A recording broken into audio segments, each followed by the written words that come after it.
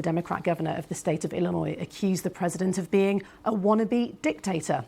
Well, let's join our professor, Robert Pape. He is professor of political science at the University of Chicago, who studied political violence for 30 years and is one of the top experts in this field. Good to see you, Professor.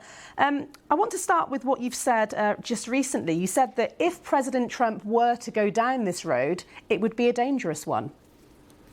Yes, President Trump is sending Chicago and much of the country down a dark and dangerous road. I've lived in Chicago for 25 years. I've never met a single person that likes the crime in Chicago.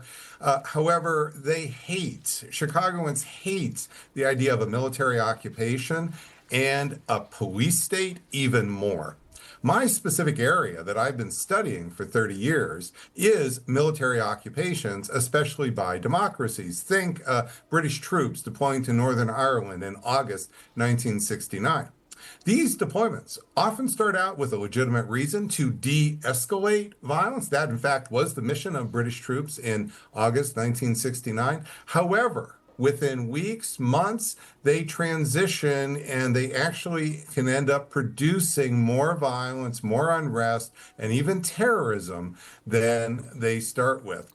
In fact, in the British case, in 4 months after the British deployment, that's when the provisional IRA was founded, and it was founded specifically to use violence to kick the British troops out.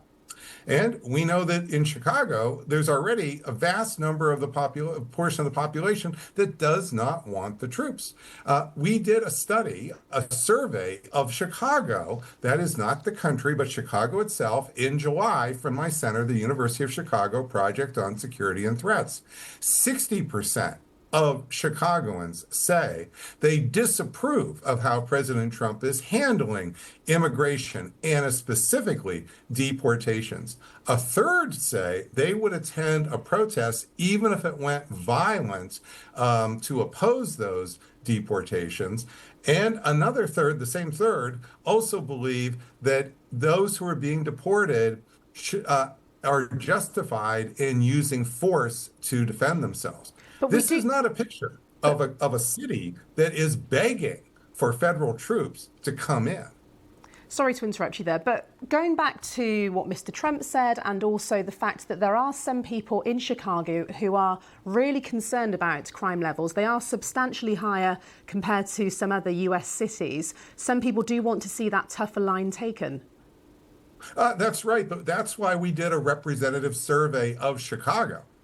You see, the media now is interviewing one person, two people, and these are not the telling interviews. The only way you can find out what Chicago thinks is through a representative survey of Chicago. That's why we at the University of Chicago Project on Security and Threats worked with one of the best polling agencies on the planet, NORC at the University of Chicago, to do a representative survey of Chicago. And as I just told you the numbers, they are overwhelmingly on the other side. Sure, there are some who support it, especially Republicans, but I have to tell you that Chicago is an overwhelmingly Democratic city.